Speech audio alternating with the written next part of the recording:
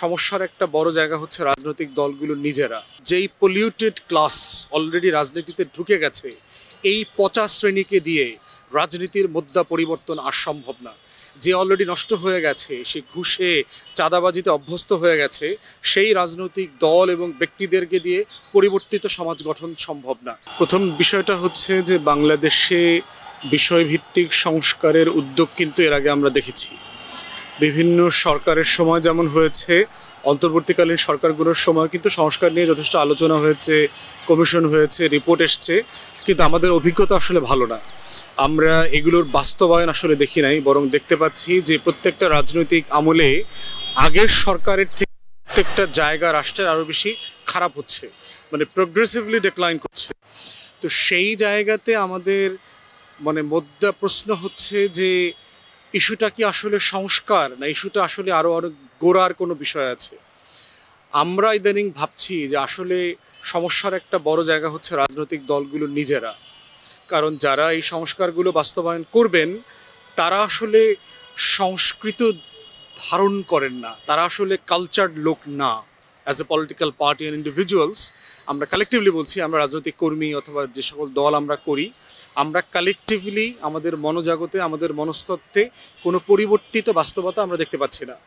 তাহলে এখন চিন্তা করেন, আমরা ব্যক্তি এবং রাজনৈতিক দল যদি আমাদের নিজেদের মনস্তাত্ত্বিক মনোজাগতিক সংস্কার আমরা না করি, আমরা ক্ষমতায় গেলে পরে যে যে সংস্কারের লফটি আইডিয়াল নিয়ে আমরা কথা বলছি, আমরা সেগুলো কীভাবে বাস্তবায়ন করব। এবং ইতিমধ্যে আমরা দেখতে পাচ্ছি যে আওয়ামী লীগ চলে যাবার পরেও যে ধরনের বাজে কাজগুলোর আমরা সমালোচনা করতাম, সেই কাজগুলো কোথাও বন্ধ হয়নি। চাঁদাবাজি দেখেন, চাঁদাবাজির ধরনগুলো দেখেন, চাঁদাবাজি পুলিশ এবং রাজনৈতিক ছত্রছায়া নেতাকর্মীরা একসাথে মিলে করছে। তো আগেও যেটা হয়েছে এখনও তাই হচ্ছে।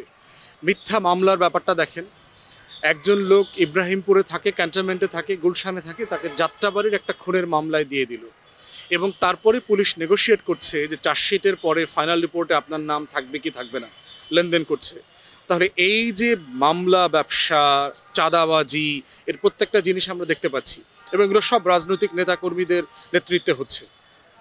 তো সেই জায়গায় আমরা বোধ করছি যে সমাধান হচ্ছে নাগরিক সমাজে এই আলোচনাটা চলমান রাখতে হবে, আর এই আলোচনার সাথে নতুনদেরকে, তরুণদেরকে এঙ্গেজ করতে হবে। কারণ যেই পলিউটেড ক্লাস অলরেডি রাজনীতিতে ঢুকে গেছে, এই পচা শ্রেণীকে দিয়ে রাজনীতির মুদ্রা পরিবর্তন আর সম্ভব না। যে অলরেডি নষ্ট হয়ে গেছে, সে ঘুষে চাঁদাবাজিতে অভ্যস্ত হয়ে গেছে, সেই রাজনৈতিক দল এবং ব্যক্তিদেরকে দিয়ে পরিবর্তিত সমাজ গঠন সম্ভব না। তাই আমার একটা পলিটিক্যাল ফ্রেশ ব্লাড দরকার, যেটাকে আমি পলিটিক্যাল ডায়ালিসিস বলি। যে আমরা যখন কিডনি নষ্ট হয়ে যায়, তখন কিন্তু আপনার কিডনির ডায়ালিসিস করতে হয়। ডায়ালিসিসে আসলে সে কী করে, শরীরের দূষিত রক্তটাকে বের করে সে পরিশুদ্ধ করে আবার শরীরে ইনজেক্ট করে দেয়। সো এই রকম একটা পলিটিক্যাল ডায়ালিসিস প্রসেসের মধ্য দিয়ে আমার রাষ্ট্রকে, আমার জাতিকে যেতে হবে। এই ডায়ালিসিস প্রসেসের শুরুটা হতে হবে তরুণদের হাতে, কারণ যারা এখনও নষ্ট হয় নাই, যারা এখনও পরিশুদ্ধ আছেন, তো তাদের নেতৃত্বে, তাদের ভাবনায়, তাদের অংশগ্রহণে এবং মুরব্বীদের গাইডেন্সের মাধ্যমে সেটা হতে হবে। এটা যদি নিয়ে আগানো যায়, একটা জাতির লম্বা পরিক্রমাতে এই পরিবর্তনগুলো একসময় আসবে বলে আমি মনে করি।